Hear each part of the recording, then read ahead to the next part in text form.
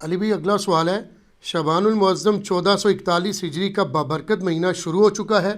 اس حوالے سے پوری دنیا میں بالعموم اور انڈیا، پاکستان، بنگلہ دیش میں بالخصوص شب برات منائی جاتی ہے۔ مساجد میں باقاعدہ اجتماعی عبادات کا اہتمام کیا جاتا ہے، بلکہ نمازیوں کے لیے 15 شعبان کے روزے کی سحری کا بندوبست بھی کیا جاتا ہے۔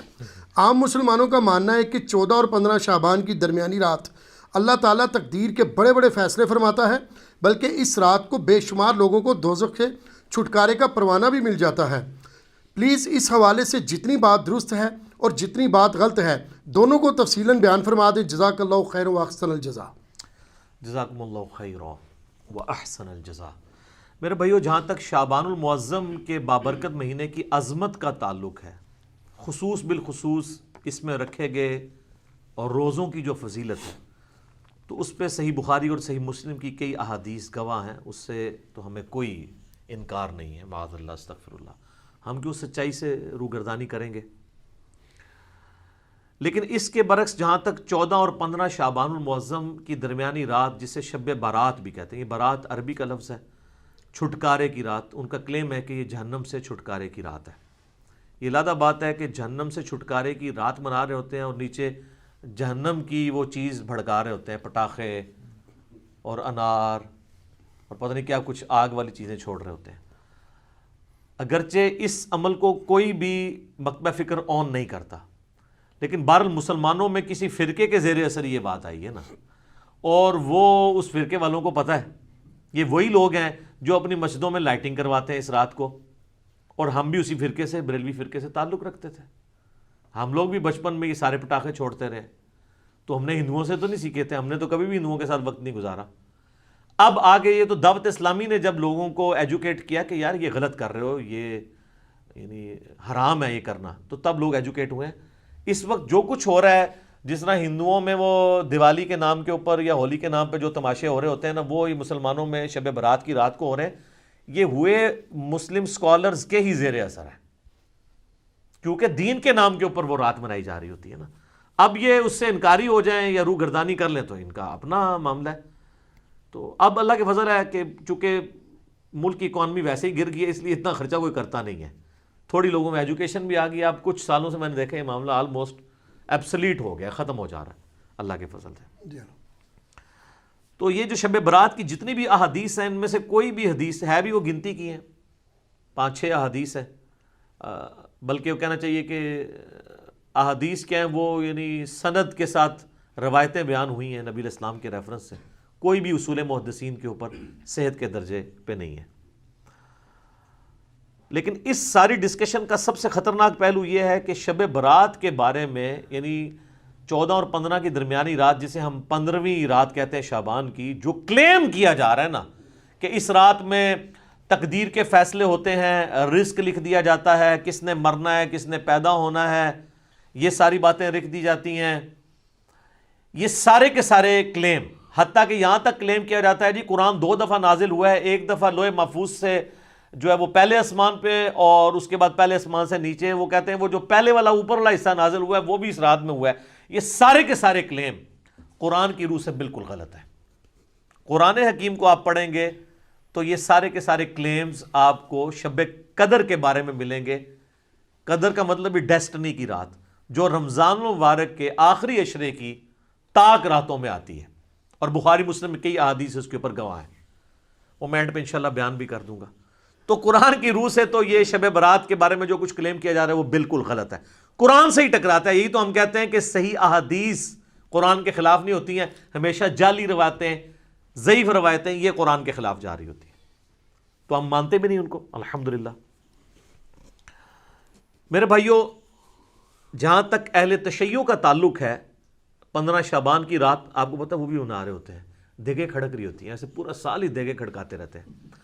شیعہ کو جو شیطان نے دیگیں کھڑکانے کے اوپر لگا دیا ہے نا، جن کو یہ سارا خلافت اور ملوکیت کا سسٹم سمجھ تھا، سنی تو بیچارے رہی اس مسئلے نابلد رہنا، تو ان کو شیطان نے اس سمجھ کے باوجود وہ دیگیں کھڑکانے کے اوپر لگا دیا، پورا سال کوئی نہ کوئی ایونٹ کرتے رہتے ہیں۔ تو آپ کو 15 شعبان میں ادھر بھی دیگیں کھڑکتی نظر آئیں گی، تو آپ سمجھیں گے شاید وہ کوئی سنی شاید یہ کہہ بھی دے کہ سنی شیعہ کا اجماع ہے شب برات پہ۔ وہ شب برات نہیں مناتے، وہ اسے شعبانیہ کہتے ہیں. ان کے نزدیک امام محمد بن حسن عسکری علیہ السلام کی وہ رات ولادت کی رات ہے. جو امام محمد مہدی وہ کہتے ہیں نا روپوش ہو چکے ہیں, وہ کہتے ہیں وہ اس رات پیدا ہوئے تھے, تو وہ ان کا یوم ولادت منا رہے ہوتے ہیں.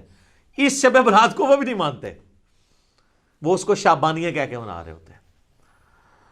تو یہ میں نے کلیریفیکیشن ضروری سمجھی اس حوالے سے, بعض اوقات ذہن میں آ جاتا ہے نا. شب برات سے ریلیٹڈ میں نے مسئلہ نمبر نیو 44 بڑا ڈیٹیل ریکارڈ کروا دیا تھا 2017 کے اندر, 8 سے آلموسٹ 3 سال پہلے.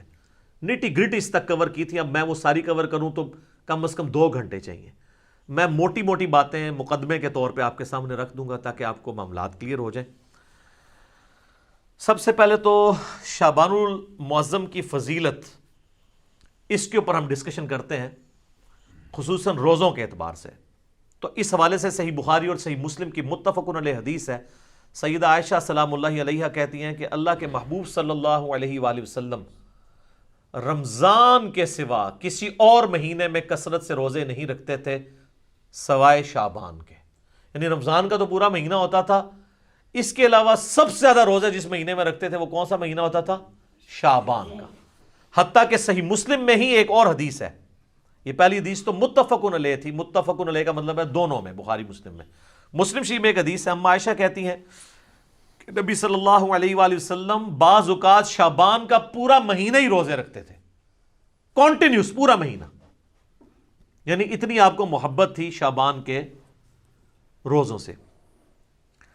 حتیٰ کہ بخاری اور مسلم میں ایک حدیث ہے, سیدہ عائشہ کہتی ہیں رمضان کے مہینے میں میرے جو روزے پیریڈز کی وجہ سے, حیض کی وجہ سے چھوٹ جاتے تھے نا, تو مجھے پورا سال موقع نہیں ملتا تھا کہ میں روزوں کی قضا دوں سوائے شعبان کے, کیونکہ شعبان میں نبی صلی اللہ علیہ وآلہ وسلم خود روزہ رکھتے تھے, تو مجھے موقع مل جاتا تھا کہ میں اپنے روزوں کی قضا کر لیتی تھی.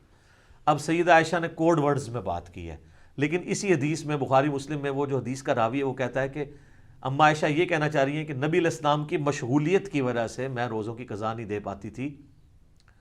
اور اس کو سپورٹو وہ بخاری مسلم کی حدیث ہے.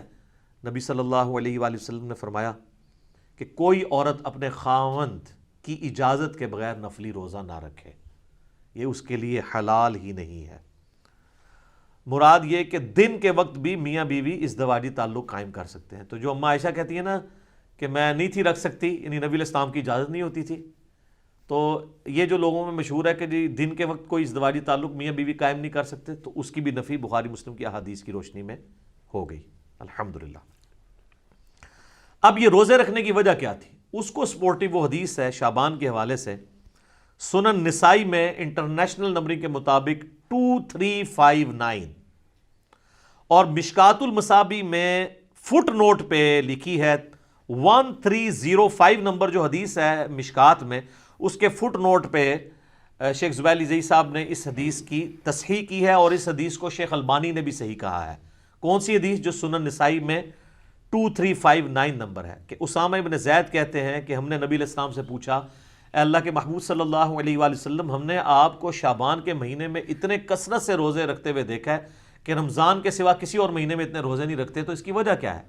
تو آپ صلی اللہ علیہ وآلہ وسلم نے فرمایا کہ یہ جو مہینہ ہے جو رجب اور رمضان کے درمیان آتا ہے. یہ آپ نے بات کیوں کی؟ رجب حرمت والا مہینہ اور رمضان ویسے ہی فضیلت والا مہینہ. تو حضور بتانا چاہ رہے ہیں کہ یہ دو فضیلت والے مہینوں کے سینٹر میں جو مہینہ آتا ہے نا, یہ بھی بہت فضیلت والا ہے. یہ جو مہینہ رجب اور رمضان کے درمیان آتا ہے, لوگوں کی اکثریت اس کی عظمت سے غافل ہے, جبکہ یہ ایسا مہینہ ہے کہ جس میں نامہ اعمال اللہ کے حضور پیش ہوتے ہیں, اور میری خواہش ہے کہ جب میرا نامہ اعمال پیش ہو رہا ہو تو میں روزے کی حالت میں ہوں. اچھا, اس سے یہ بات پتہ چل گئی کہ یہ بڑا اچھا موقع تھا کہ اللہ کے نبی کہہ سکتے تھے کہ 15 شعبان کی جو رات ہے نا, شب برات, اس رات میں نامہ اعمال پیش ہوتے ہیں, تو پھر ایک ہی روزہ رکھنا پڑتا. آپ پورا مہینہ رکھ رہے ہیں, کسی بھی وقت پیشی ہو سکتی ہے. یہ بھی اس بات کو سپورٹو ہے یہ والی حدیث. اچھا, یہ جو نامہ اعمال پیش ہوتے ہیں نا, تو صحیح مسلم میں اور جامعہ ترمذی میں حدیث ہے, نبی علیہ السلام نے فرمایا کہ ہر پیر اور ہر جمعرات کو بھی نامہ اعمال اللہ کے حضور پیش ہوتے ہیں. سال میں پیش ہوتے ہیں شعبان کے مہینے میں, ہفتے میں 2 دن پیر اور جمعرات, حتیٰ کہ مسلم شریف میں حدیث ہے نبی علیہ السلام تو پیر اور جمعرات کا روزہ بھی رکھتے تھے اسی وجہ سے. اور ایک اور وجہ تھی جو مسلم شریف میں ہی آتا ہے, جب پوچھا گیا آپ پیر کا روزہ کیوں رکھتے ہیں تو آپ نے فرمایا فیہ ولدت و فیہ انزل علیہ, اس دن میں پیدا ہوا اور اس دن مجھ پہ پہلی وحی نازل ہوئی. یعنی جشن ولادت مصطفیٰ صلی اللہ علیہ وآلہ وسلم اور جشن نزول قرآن, یہ دونوں نبی علیہ السلام مناتے تھے. صحیح مسلم میں یہ حدیث موجود ہے پیر کا روزہ رکھ کے. تو یہ ہفتے میں 2 دن نامہ اعمال, کون کون سے دن؟ پیر اور جمعرات. اچھا روزانہ بھی نامہ اعمال پیش ہوتے ہیں سر؟ بخاری مسلم دونوں میں حدیث ہے, وہ بڑی مشہور حدیث کہ فجر کے وقت فرشتے آتے ہیں, وہ عصر کے وقت واپس چلے جاتے ہیں, اور عصر والے فجر کے وقت. اللہ پوچھتا ہے میرے بندوں کو کس حال میں پایا؟ تو کہتے ہیں جب گئے تھے فجر پڑھ رہے تھے تو آئے تھے تو عصر پڑھ رہے تھے. دوسرے کہتے ہیں جب گئے تھے تو عصر پڑھ رہے تھے تو آئے تھے تو فجر پڑھ رہے تھے. تو روزانہ بھی 2 دفعہ نامہ اعمال پیش ہوتے ہیں. لہٰذا ان چیزوں کو مکس نہیں کرنا چاہیے. میں ساتھ ساتھ کلیریفائی کر رہا ہوں. آپ دیکھیں آپ کتنے اہم ہیں. پوری کی پوری جو مخلوقات ہیں وہ انسان کی خدمت میں لگی ہوئی ہیں. فرشتے بھی یہی کام کر رہے ہیں کہ اللہ کو رپورٹ کر رہے ہیں کہ تیرا فلاں بندہ یہ کر رہا ہے, یہ کر رہا ہے. یعنی یہ ساری کی ساری انسانیت اللہ تعالیٰ کی یعنی کریشن کا کلائمیکس ہے. لقد خلقنا الانسان فی احسن تقویم. اللہ تعالیٰ نے اس کو بہترین تقویم کے اوپر پیدا کیا ہے الحمدللہ. اچھا میرے بھائیو, شعبان المعظم سمیت باقی سارے مہینوں میں 11 روزے تو اللہ کے نبی علیہ السلام ان احادیث کے تحت رکھ لیتے تھے. 8 روزے تو بن گئے نا. اگر آپ ایک مہینے میں 4 لگائیں ہفتے, 4 ہی ہوں گے نا, 28 دن ہوں گے تو 4 میں آپ 4 پیر اور 4 جمعرات کتنے ہو گئے؟ 8. اور 3 روزے ایام 20 کے, جب چاند گول ہو جاتا ہے 13, 14 اور 15 چاند کی, ایام 20 کا روزہ اسے کہتے ہیں, جب خوب روشن ہو. یعنی اس کو روشنی کے لیے لفظ 20 کا لفظ استعمال ہوتا ہے. عربی میں کہیں گے تو بعد ہے, بیض بنے گا, اور اردو میں ایام 20. تو وہ 13, 14, 15 کے, اس کو سپورٹیو حدیث ہے بخاری مسلم دونوں میں. سیدنا ابو ہریرہ کہتے ہیں مجھے نبی صلی اللہ علیہ وآلہ وسلم نے وصیت کی تھی 3 کاموں کی. نمبر 1 مہینے میں 3 روزے. نمبر 2 روزانہ اشراق کی نماز, اسی کو چاشت بھی کہتے ہیں, اسی کو دوحہ بھی کہتے ہیں, اسی کو اوابین بھی کہتے ہیں. یہ جو مغرب والی اوابین ہے نا, یہ بابوں کی ہے. تو پھر ہم کیوں نہ عرض کریں کہ مرنے سے پہلے اے مسلمان کر لے اس پہ غور. کتابوں کا خدا اور ہے, بابوں کا خدا اور. مسلم شریف میں اوابین کی نماز چاشت اور اشراق کی نماز کو کہا گیا, توبہ کرنے والوں کی نماز. تو 3 کاموں کی نصیحت کی. نمبر 1 3 روزے مہینے میں. نمبر 2 اشراق کی نماز یا چاشت کی نماز یا دوحہ کی نماز یا اوابین کی نماز روزانہ 2 نفل. اور تیسرا سونے سے پہلے وتر. ویسے افضل تو آخری پہر میں ہے, لیکن جو آخری پہر میں نہ اٹھ سکتا اس کے لیے افضل ہے رات کو سونے سے پہلے وتر پڑھ لے.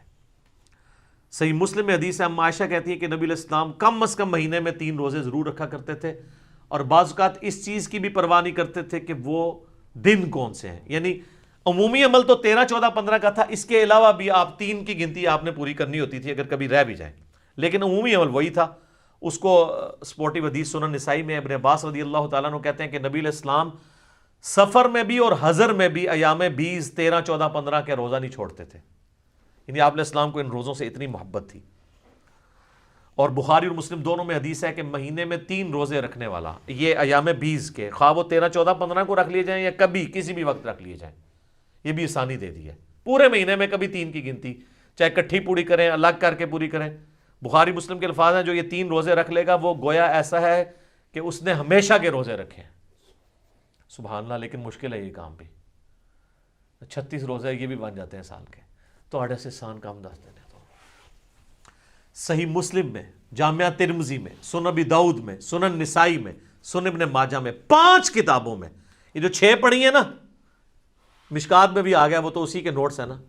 یہ جو آپ کے سامنے 7 کتابیں پڑھی ہیں اس میں سے صرف بخاری کو نکال دیں, باقی ساری کتابوں میں حدیث ہے انکلوڈنگ صحیح مسلم کہ نبی علیہ السلام نے فرمایا جس نے رمضان مبارک کے روزے رکھے اس کے بعد شوال کے 6 روزے رکھ لیے, وہ گویا ایسا ہے کہ اس نے زمانے بھر کے, پورے سال کے, پوری زندگی کے روزے رکھ لیے.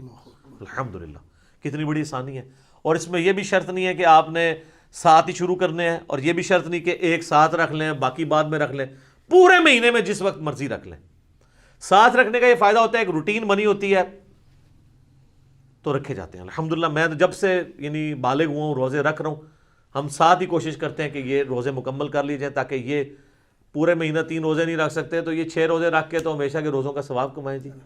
اچھا یہ بعض لوگ پریشان ہوتے ہیں کہ یار مشقت کم ہو رہی ہے, ثواب زیادہ, یہ کیسے پاسبل ہے؟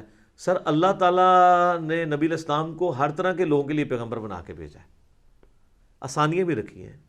ایک آپ کو اور بڑی آسانی بتاؤں جو میں اس کو آج فیل کر سک رہا ہوں, میری سالوں روٹین تھی, یہ میں کوئی تکبر کے طور پہ نہیں بتا رہا, صرف سمجھانے کے لیے.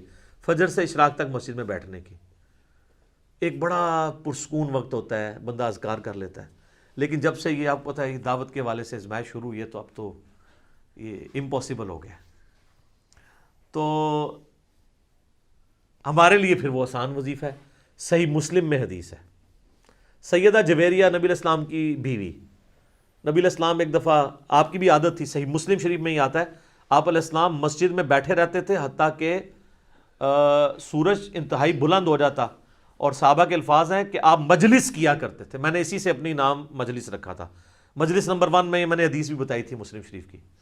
اور اس دوران ہم زمانہ جاہلیت کے واقعات کو یاد کر کر کے نا ہنسا کرتے تھے. نبی اسلام ہی ہمارے ساتھ مسکرا دیتے تھے کہ اسی فلانے دربار تے دیگاں چڑھا دے سا. آج کے دور میں, اس وقت بتوں میں چڑھائی جاتی تھی نا, تو حضور بھی یعنی وہ کہتے تھے شکر اللہ نے ہمیں ہدایت دی. تو صحیح مسلم ایک حدیث ہے کہ نبی علیہ السلام ایک دفعہ نماز پڑھ کے, آپ کو کہیں کام تھا, آپ گھر آئے پھر کہیں گئے, تو جاتے وقت آپ نے دیکھا کہ سیدہ جویریہ آپ کی بیوی جو ہے وہ مصلی پہ بیٹھی ہیں. آپ کافی دیر بعد واپس آئے, سورج کافی بلند ہو چکا تھا. تو آپ نے کہا تم صبح سے ابھی تک بیٹھی ہو؟ کہا یا رسول اللہ. فرمایا دیکھو تم صبح سے بیٹھی ہو اور میں نے تمہارے آنے کے بعد 4 کلمات 3 دفعہ پڑھے اور مجھے تم سے زیادہ ثواب مل گیا. کہا یا رسول اللہ کون سے؟ فرمایا سبحان اللہ وبحمدہ عدد خلقہ ورضا نفسہ وزینت عرشہ ومداد کلماتہ. سبحان اللہ وبحمدہ کے ساتھ یہ 4 کلمات, یہ 3 دفعہ پڑھنے ہیں. صبح شام کے اذکار میں بھی ہم نے ڈالی ہوئی حدیث صحیح مسلم کی, تو مجھے اس سے زیادہ ثواب مل گیا. اچھا مجھے بتائیں, نبی علیہ السلام کوئی نعوذ باللہ سست تھے دعوت کے حوالے سے, دین کی پریکٹس کرنے کے حوالے سے؟ تو اگر حضور علیہ السلام کو یہ ثواب مل رہا ہے تو مجھے آپ کو کیوں نہیں ملے گا؟ Point to be noted. وہ تو ڈیڈیکیٹڈ تھے نا دین کے لیے, وقف تھے نا, اللہ کے پیغمبر تھے. اگر یہ سب کچھ ہونے کے باوجود وہ بھی یہ سکپ کریں اور ان کو ثواب ملے, ہم تو پھر بھی اپنی دنیاوی کمزوریوں کی وجہ سے, مجبوریوں کی وجہ سے یعنی یہ اہتمام نہ کر سکیں تو ہمیں تو بدرجہ اولیٰ مل جائے گا, تو یہ ثواب اس سے زیادہ ثواب مل جائے گا. تو یہ اللہ تعالیٰ نے آسانیاں رکھی. میں نے اس لیے بتایا کہ وہ شوال کے 6 روزے 3 روزوں کے ایکویلنٹ کس طرح بن جائیں گے, ہر مہینے کے 3 روزے, تو یہ اللہ تعالیٰ نے آسانیاں رکھی ہوئی ہیں, آپ کو ثواب مل جائے گا. صحیح مسلم شریف میں حدیث ہے نا, تم میں سے کسی کی استطاعت ہے کہ وہ 3 قرآن روزانہ پڑھ لے ایک شب میں؟ صحابہ نے کہا یہ کون کر سکتا ہے؟ یہ تو صوفیاء ہی کر سکتے ہیں. یعنی میں آج کے دور میں بات کر رہا ہوں, 8 قرآن تے 3 قرآن تے 61 قرآن تے وہ جو فضائل مال میں اتنی کہانی ہے. تو وہ میری آپ مجلس نمبر 100 دیکھ لیں, کتابوں کا خدا اور بابوں کا خدا. تو آپ نے فرمایا سورہ اخلاص پڑھ لو, 3 قرآن کے برابر ہے. تو اب 3 قرآن کے برابر آپ کو ثواب, 10 پاروں کے برابر ثواب ملتا ہے. اللہ سے اچھا گمان رکھیں. بخاری مسلم میں حدیث ہے, میں اپنے بندے کے گمان کے قریب ہوں, جیسا وہ میرے بارے میں گمان کرے تو انشاءاللہ ثواب تو ملے گا. یہ اللہ تعالیٰ نے آسانیاں بھی رکھی ہیں, اللہ تو سب کہنا ہے جی الحمدللہ. اچھا یہ ایام 20 کے روزوں سے ایٹ لیسٹ یہ تو آپ کو اندازہ ہوا کہ 15 شعبان کا روزہ تو ویسے ہی سنت بن گیا, کیونکہ 15 تو ایام 20 میں آتی ہے نا, 13 14 15. 15 شعبان کا روزہ شب برات والی روایتیں ثابت نہ بھی ہوں, الگ سے بھی بخاری مسلم کی احادیث کی روشنی میں جتنی میں نے بیان کی, ایام 20 کے روزوں میں سے تو ایک روزہ آتا ہے. لیکن یہ ایک ایسا خاص روزہ ہے, اس کی اسپیشلٹی علیحدہ سے بھی احادیث میں آئی ہے اور بخاری مسلم میں آئی ہے.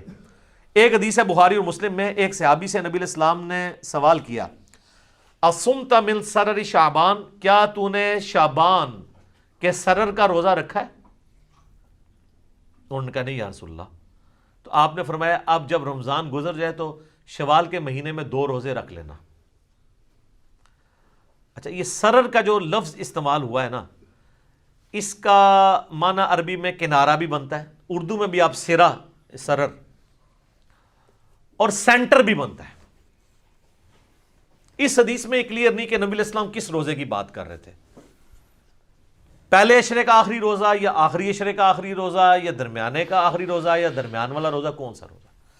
اس کو سپورٹیو ایک حدیث ہے صحیح مسلم میں 2745 انٹرنیشنل نمبر کے مطابق، اس میں الفاظ ہیں کہ سرتی ھذا الشہر، اس مہینے شعبان کے جو سرہ کا، سرہ کسے کہتے ہیں عربی میں؟ ناف کو، نیول، وہ نا فوق السرہ اور تحت السرہ، ناف کے نیچے ناف کے اوپر، اللہ سرہ نہیں ہے، فوق ہے، فوق اینو کہتے ہیں، اللہ ہوندا ہے ایگزیکٹ، اپون اینڈ بلو، نٹ آن، تو یہ بھی آلموسٹ سینٹر آف گریوٹی بن رہا ہوتا ہے جسم کا سینٹر، تو ناف کا، شعبان کے ناف کا روزہ رکھا ہے،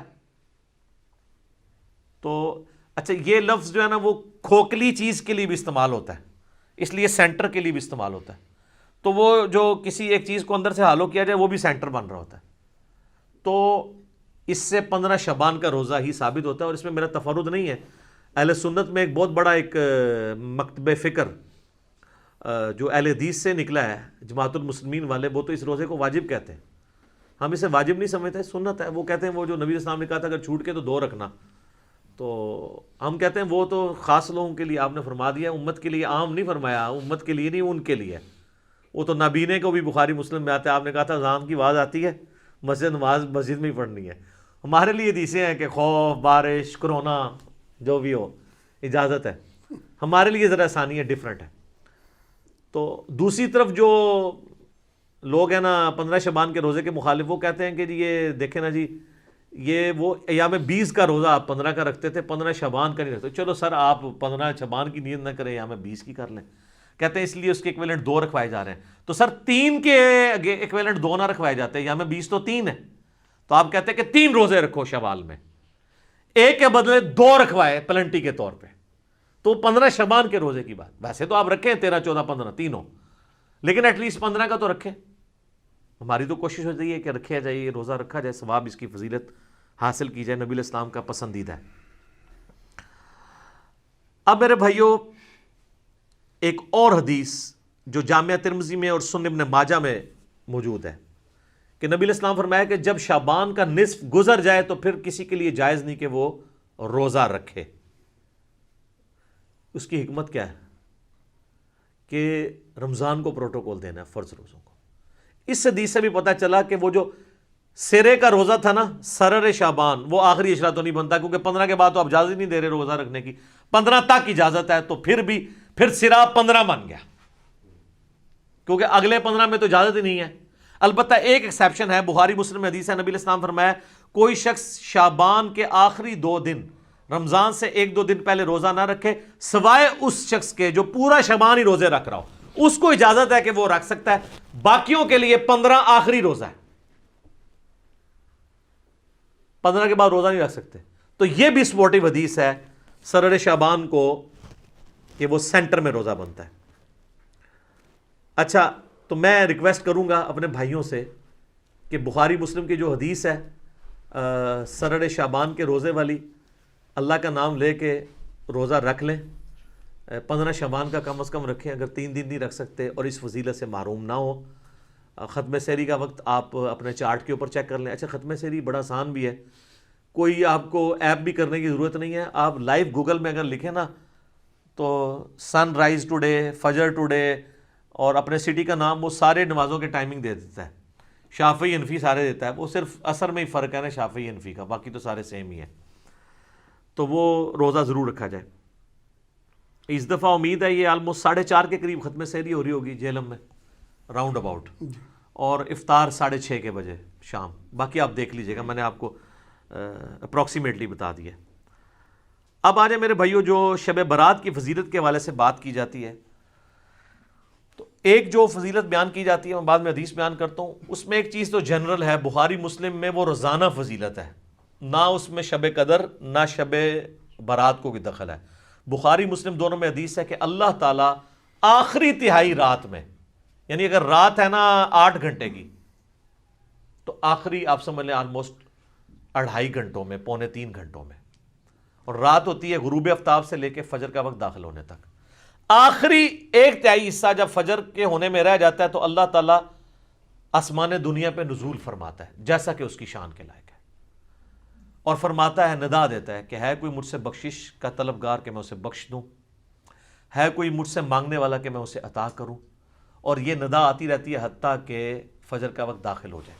تو یہ تو روزانہ ہو رہا ہے، اس میں نہ رمضان کی لیلۃ القدر کو کوئی دخل ہے، نہ ان کی بنائی ہوئی شب برات کو کوئی دخل ہے، یہ تو روزانہ ہی ہے شب قدر، البتہ آخری تہائی رات میں۔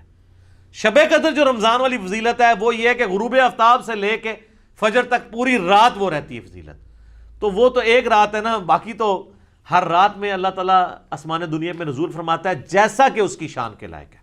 اس کی کوئی تفصیل نہیں کہ جی آج جناب امریکہ میں اس وقت دن ہے تو ادھر رات ہو گئی ہے تو کتنے ہے، یہ متشابہات ہیں، یہ ہمارے فریم آف ریفرنس سے بات ہے، باہر ہیں یہ چیزیں، ان کے اوپر، ان باتوں کے اوپر ہمیں ڈسکشن سے منع کیا گیا ہے، متشابہات کے اوپر۔ سورہ ال عمران کی آیت نمبر 7 ہے کہ جن لوگوں کے دلوں میں ٹیڑھ پن ہوتا ہے وہ متشابہات کے پیچھے لگتے ہیں۔ ہمارے پاس ڈیٹا ہی نہیں ہے اس کا، اس لیے اس کو ویل لیفٹ کرنا چاہیے۔ تو وہ حدیث بڑی مشہور حدیث ہے، جامعہ ترمذی میں 739 انٹرنیشنل نمبر کے مطابق، سنن ابن ماجہ میں 1389 اور مشکات میں بھی موجود ہے 1299۔ اور اس حدیث کے ساتھ مزے کی بات ہے، امام ترمذی نے اس کے اوپر جرا کر کے ساتھ لکھا ہے یہ روایت منقطع ہے، نہ تابعی کی ملاقات تبع تابعی سے ثابت ہے، نہ تابعی کی ملاقات صحابی سے ثابت ہے، دو انقطاع ہیں۔ حتیٰ کہ امام ترمذی نے اس حدیث کے ساتھ لکھا ہے کہ میں نے اپنے استاد امام بخاری سے یہ پوچھا تو امام بخاری بھی اس حدیث کو ضعیف بتاتے تھے، امام بخاری بھی، ترمذی بھی۔ اور ڈاکٹر طاہر القادری صاحب اپنے شب برات کے لیکچر میں یہ حدیث ترمذی سے کھول کے پڑھ رہے، کہتے ہیں ترمذی پڑھ رہا ہوں صحاح ستہ میں سے، اور وہ حدیث پڑھنے کے بعد نا اینڈ پہ ٹھٹک گئے، کیونکہ اس کے بعد لکھا ہوا تھا، ان کو تو پتا تھا نا کہ امام ترمذی کہہ رہے کہ نہ میرے نزدیک یہ روایت ٹھیک ہے نہ امام بخاری کے نزدیک۔ تو ڈاکٹر صاحب ہم تو آپ کے دلائل بھی سامنے رکھتے ہیں، آپ ذرا جرت کرتے ہیں نا اور لکھتے کہ امام ترمذی نے اور بخاری نے کہانی کرائی ہے، میں وڈا کوئی اسکالر ہوں، محدث ہوں۔ ویسے تو آپ البانی کے اوپر بھی جرا کرتے ہیں کہ البانی کو کیا اختیار ہے کہ جن حدیثوں کو امام بخاری یا امام ترمذی لے کے ہیں تو یہ ضعیف کہہ دے یا صحیح کہہ دے۔ تو آپ نے بھی تو یہی کام ڈالا ہے امت کے ساتھ، آپ نے وہ کیوں نہیں آگے پڑھا؟ پڑھیں۔ حتیٰ کہ مشکات نے 1299 پہ انہوں نے بھی جب لی نا، انہوں نے امام ترمذی اور امام بخاری کے کمنٹ ساتھ نقل کیے ہیں، یہ شب برات والی حدیث کے ساتھ ترمذی کے ریفرنس سے لی۔ 739 ترمذی، سنن ابن ماجہ 1389، مشکات 1299، وہ بڑی مشہور حدیث کے سیدہ عائشہ کہتی ہیں، یہ روایت مطلب کمزور ہے، میں بیان کر رہا ہوں۔ ایک رات نبی علیہ السلام کو ہم نے بستر پہ غائب پایا تو میں اٹھی، میں نے یہ گمان کیا کہ اللہ کے نبی علیہ السلام کسی اور بیوی کے پاس نہ چلے گئے ہوں، تو میں نے دیکھا آپ بقیع غرقد میں گئے ہیں، اور وہاں پہ نبی علیہ السلام کو میں نے جب پایا تو آپ نے فرمایا عائشہ تم نے کیا سمجھا کہ اللہ اور اس کا رسول تم سے خیانت کریں گے، یعنی میں کسی اور بیوی کے پاس چلا جاؤں گا؟ آپ صلی اللہ علیہ وآلہ وسلم نے فرمایا عائشہ یہ آج شعبان کی 15ویں رات ہے، اس رات اللہ تعالیٰ آسمان دنیا پہ تجلی فرماتا ہے اور بنی کلب کی بکریوں کے بالوں کے برابر لوگوں کی مغفرت کر دیتا ہے۔ تو یہ وہ حدیث ہے۔ ویسے قبرستان جانا ٹھیک ہے، مسلم شریف میں اوپر تلے 10 احادیث ہیں، اسی کو سپورٹو بالکل اسی طرح کی ایک حدیث ہے جس میں اما عائشہ نبی علیہ السلام کے پیچھے گئی ہیں، تو اس میں وہ کہتی ہیں کہ نبی علیہ السلام نے بقیع غرقد کے مردوں پہ 3 دفعہ یوں ہاتھ اٹھا کے دعا کی۔ قبرستان میں ہاتھ اٹھا کے دعا کرنا بھی سنت، رات کے وقت جانا بھی سنت، اور اس میں آگے الفاظ ہیں کہ جبرائیل علیہ السلام میرے پاس اللہ کا پیغام لے کے آئے تھے کہ بقیع غرقد والوں کے لیے دعا کرو مغفرت کی۔ نبی علیہ السلام نے قبرستان جانا ٹھیک ہے، وہ عام دنوں میں آپ جائیں، اس دنوں میں لوگ وہ پھولوں والوں کی بھی چاندی ہوئی ہوتی ہے، کس طرح ٹریفک بلاک ہوئی ہوتی ہے اور لوگ جا رہے ہوتے ہیں، اس ایک خاص رات میں جانا کوئی ثابت نہیں ہے، ویسے آپ ضرور جائیں۔ اچھا، تو یہ حدیث کمزور، اس کے علاوہ تو بہت کمزور ہے، یہی سب سے مضبوط ہے جو پیش کرتے ہیں۔ ایک سنن ابن ماجہ میں 1390 ہے اور مشکات میں 1306 ہے، جسے البانی نے ضعیف جمع ضعیف لگا کے حسن درجے تک پہنچایا ہے کہ جی اس رات اللہ تعالیٰ سب کی مغفرت کر دیتا ہے سوائے شرک والے کے اور مسلمانوں کا کینہ دل میں رکھنے والے کے۔ تو البانی نے حسن کہہ دیا تو وہ بریلوی کہتے ہیں جی البانی صاحب نے حسن کہا ہے، البانی صاحب نے ضعیف جمع ضعیف حسن کہا ہے، حالانکہ انتہائی ضعیف روایت ہے، اس میں 2 سکم ہے۔ نمبر 1، 2 راوی ہیں، دونوں ان نون ہیں، مجہول، زبیر بھی اور عبد الرحمن بھی۔ دوسرا سکم ہے کہ 2 راوی ابن لہیہ اور ولید دونوں مدلس ہیں اور ان سے روایت کر رہے ہیں، اور مسلم کے مقدمے میں لکھا ہے کہ مدلس کی آنے والی روایت سما کی تصحیح کے بغیر ضعیف ہوگی. تو یہ شیخ زبیر صاحب نے اسی لیے مشکات کی 1306 کے نیچے لکھا ہے کہ ظلمات میں ڈوبی ہوئی روایت ہے یہ، یعنی یہ ضعیف نہیں ہے، پکی ضعیف ہے. اب البانی صاحب نے اس کو حسن کہہ دیا تو وہ لوگ بیان کر رہے ہوتے ہیں. اور اہل حدیث یہ 2 نمبری کرتے ہیں کہ بریلویوں پہ گرج رہے ہوتے ہیں. میں نے ایک دفعہ 4-5 سال پرانی بات ہے، شاید اس سے بھی زیادہ، ایک اہل حدیث شب برات پہ گرج رہا ہے، بریلویوں نے نکال لی. میں نے اس کو ایک پرچی لکھ کے بھیجی کہ آپ کے البانی صاحب نے بھی حسن کہا ہوا ہے، تھوڑا ان کے بارے میں بھی فرما دیں. تو کوئی اس نے پڑھ کے سائڈ پہ رکھ دی. بعد میں نے اس کو کہا، وہ کہتا ہے کیوں مروانے لگے ہیں مجھے. ٹھیک ہے، اسی لیے تو ہم کہتے ہیں کہ مرنے سے پہلے اے مسلمان کر لے اس پہ غور. کتابوں کا خدا اور ہے، بابوں کا خدا اور. کتابوں کا دین اور ہے، بابوں کا دین اور کتابوں کا جہاں اور ہے، بابوں کا جہاں اور. اس کا ایک وکھرا ہی جہاں ہوتا ہے بابے کا، وہ ایک وکھرا ہی جہاں ہوتا ہے. اس جہاں کا مزہ ہی نہیں ہوتا. صحیح کہتے ہیں. ٹھیک ہے جی، وہ ایک امیجنیشن والا جہاں ہوتا ہے. ٹھیک ہے، ایلین ہوتا ہے. ٹھیک ہے، وہ کچھ بھی نہیں ہے، ہائپوتھیٹیکل ہوتا ہے. تو وہ انہوں نے کہا کہ نہیں وہ تو بابے سب کو پیارے ہوتے ہیں جناب، یہ بابے ایسا بڑا فتنہ ہے. تو یہ روایت جو ہے بالکل کمزور ہے جو یہ پیش کرتے ہیں.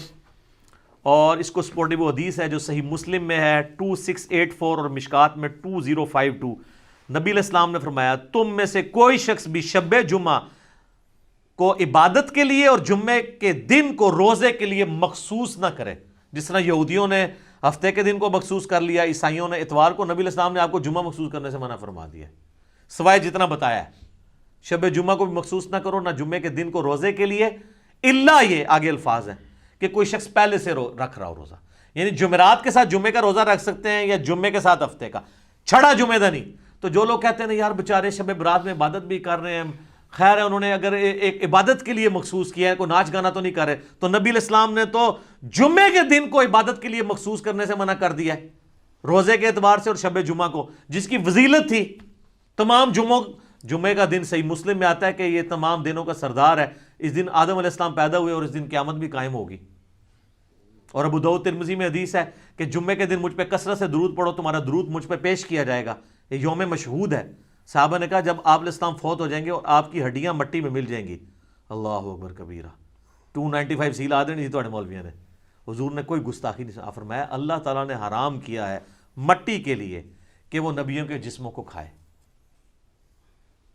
ان اللہ حرم علی الارض ان تأکل اجساد الانبیاء. تو نبی جو ہیں ان کے جسم سلامت ہے. اس سے مسئلہ بھی تو کلیئر ہو گیا نا. تو جمعے کا دن اتنا بابرکت دن ہے درود شریف کے حوالے سے، ہر اعتبار سے. اسے بھی کہا گیا مخصوص اس حوالے سے نہیں کرنا، نہ شب جمعہ کو. پھر جو میں نے شروع میں بات کی تھی کہ قرآن حکیم کا مقدمہ تو اس کو سپورٹ ہی نہیں کرتا. یہ شب برات کی فضیلت میں قرآن کی جو آیت لے کے آتے ہیں نا، وہ سورہ الدخان سورت نمبر 44، اسی میں نے مسئلہ 44 رکھا تھا. اس کی شروع کی 6 آیات، اعوذ باللہ من الشیطان الرجیم، حامیم والکتاب المبین انا انزلناہ فی لیلۃ مبارکۃ انا کنا منذرین فیہا یفرق کل امر حکیم.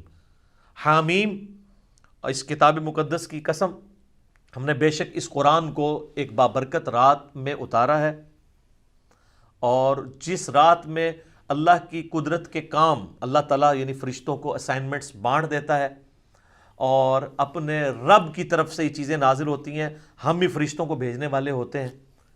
یہ کہتے ہیں جی یہ وہ رات ہے جو شب برات ہے. ہم کہتے ہیں یار قرآن خود بتا رہا ہے کہ وہ رات جس میں اللہ تعالیٰ نے قرآن نازل کیا وہ رات کون سی ہے؟ قرآن میں تو 2 راتیں تو نہیں آئی ہیں. وہ کہتے ہیں 2 راتیں ہیں، ایک میں نا لوح محفوظ سے پہلے آسمان پہ آئی ہے، دوسرے سے نیچے آئی ہے. تو قرآن تو ایک رات کو ہی جانتا ہے، دوسری رات کو تو جانتا ہی نہیں قرآن. جس طرح اللہ تعالیٰ سورہ یونس میں کہتا ہے کہ اللہ کے علم میں تو کوئی اور الہ نہیں ہے سوائے میرے. مراد یہ کہ ہے ہی کوئی نہیں ہے، یہ نہیں ہے کہ اللہ کے علم میں نہیں کوئی ہے. اللہ کہتا ہے تو میں کہتا ہوں قرآن تو نہیں جانتا. قرآن تو آپ کو یہ کہتا ہے کہ وہ رات کس مہینے میں ہے یہ بھی بتاتا ہے. سورۃ البقرہ آیت نمبر 185، شہر رمضان الذی انزل فیہ القرآن انزل فیہ القرآن ھدی للناس وبینات من الہدی والفرقان. رمضان کا مہینہ وہ ہے جس میں قرآن نازل ہوا جو سراپا ہدایت ہے جس میں ہدایت کے روشن دلائل ہیں اور یہ حق اور باطل میں تمیز کرنے والی کتاب ہے۔ بلکہ صحیح بخاری میں تو آیا ہے محمد فرق بین الناس، محمد صلی اللہ علیہ وآلہ وسلم بھی لوگوں میں حق اور باطل میں فرق کرنے والی شخصیت ہے۔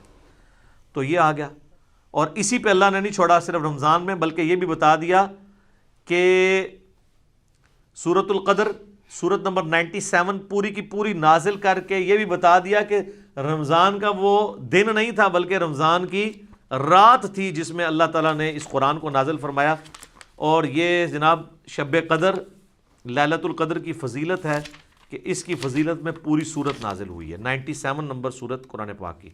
اعوذ باللہ من الشیطان الرجیم، بسم اللہ الرحمن الرحیم۔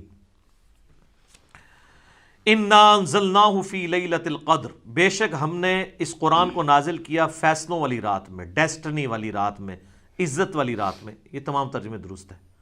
وما ادراک ما لیلۃ القدر، اور تم کیا جانو کہ وہ عزت والی رات کون سی رات ہے، کیا اس کی اہمیت ہے۔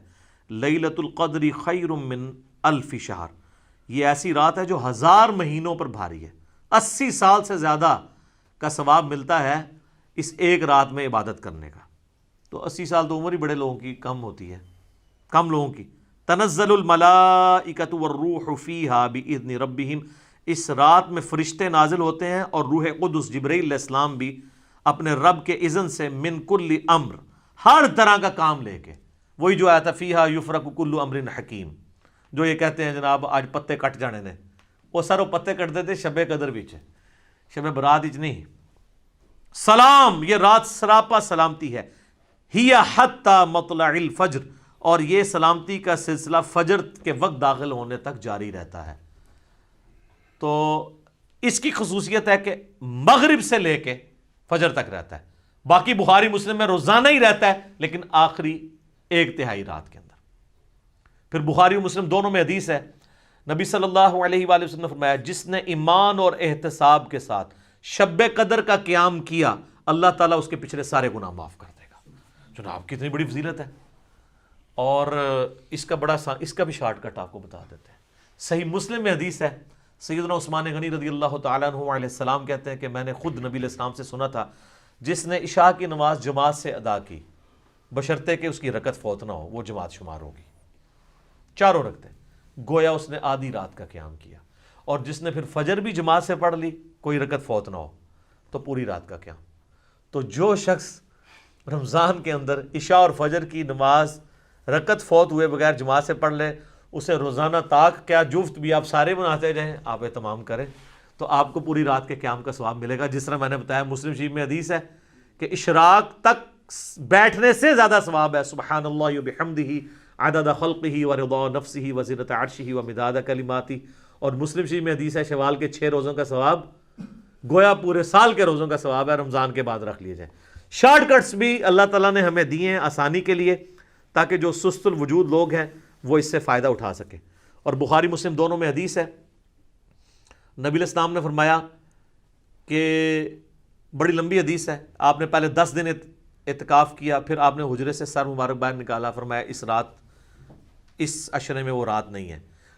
پھر اگلے 10 دن فرمایا اس میں بھی نہیں ہے، بیچ میں روزے کے بعد نکلے، پھر آخری 10 دن میں آپ کو رات ملی، تو آپ نے فرمایا کہ تم رمضان مبارک کے آخری عشرے میں سے اس کی طاق راتوں میں تلاش کرو، یعنی 21ویں 23ویں 25ویں 27ویں اور 29ویں جو آخری عشرے کی طاق راتیں بنتی ہیں۔